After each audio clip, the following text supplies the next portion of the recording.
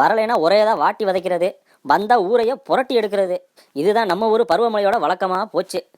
இயற்கை தந்த இந்த வரத்தை இன்பமாக வரவேற்க வேண்டிய நாம துன்பமாக கடத்தி கொண்டு இருக்கிறோம்.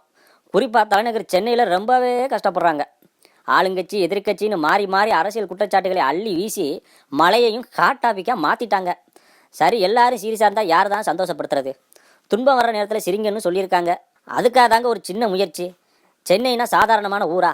வீர தீர சாகசங்களை செஞ்சு மக்களின் கைதட்டலை வாங்கும் நம்ம நடிகர் பட்டாளங்கள் வசிக்கிற பகுதியாச்சே.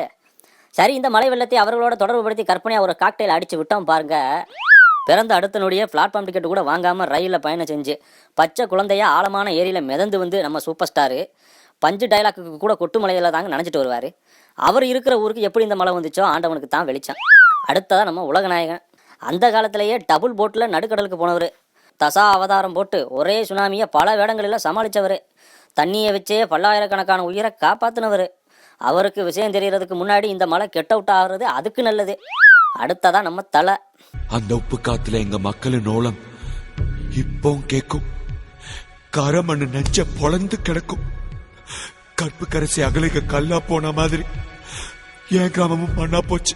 ஒரு கிராமமே கடலில் மூழ்கி உயிரை விட்ட போதும் தனியாளா பிழைச்சி வந்து பாதிக்கப்பட்டவங்களுக்கு போராடினவர். ஒரு கிராமத்திற்கே அவ்வளவு ரிஸ்க் எடுத்தாருன்னா தான் வசிக்கிற நகரத்துக்கு ஒரு பிரச்சனைனா சும்மாவா விடுவாரு? இப்ப வரப்போறது நம்ம இளைய தளபதி.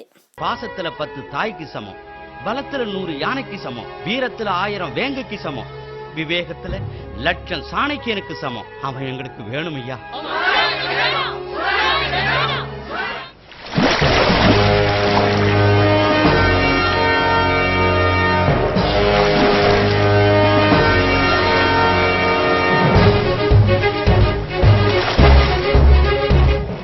ஊரே அவரை கரையில் தேடிட்டு இருந்தா ஒரு நாள் முழுக்க மூச்சு விடாமல் கடலுக்குள்ளே இருந்து டால்பின் மாதிரி பாஞ்சு வந்து கரையில் இருக்கிற மக்களை காப்பாற்றுறவர். கவலைப்படாதீங்க, சென்னை மக்களையும் சீக்கிரமே காப்பாற்றுவார். அடுத்ததான் நம்ம சியா விக்ரம். தவறி தண்ணுக்குள்ளே விழுந்த ஒரு பெண்ணையே தன் உயிரை பணையம் வச்சு காப்பாற்றினவர். நீங்கள் யாரும் இவர்கிட்ட ஹெல்ப் கேட்கலன்னு நினைக்கிறேன். அவர் டண்டனக்கான்னு சொன்னாலே மழை தானாக போயிடும். இவர் ரொம்ப முக்கியமானவர். அதுதாங்க நம்ம சிங்கம் சூர்யா. மர்டர் பண்ணுறதுக்கு கூட குளத்தில் மூச்சை பிடிச்சி மூழ்கி போகிறவர். ஒரு குடும்பத்தை காப்பாற்ற விடிய விடிய மலையில் ஃபைட் பண்ணுறவர்.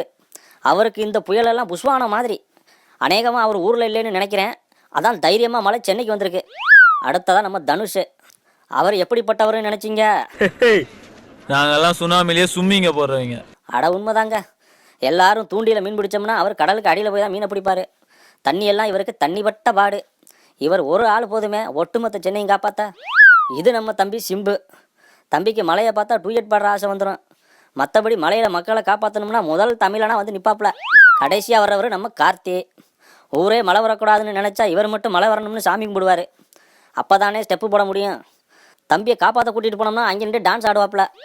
பேசாமல் ஒன்று பண்ணுங்க, தம்பி பாலிசியை நீங்கள் பின்பற்றி மலையில் எல்லாரும் ஆடி பாடினோம்னா துன்பமெல்லாம் தூசா போயிரும்ல.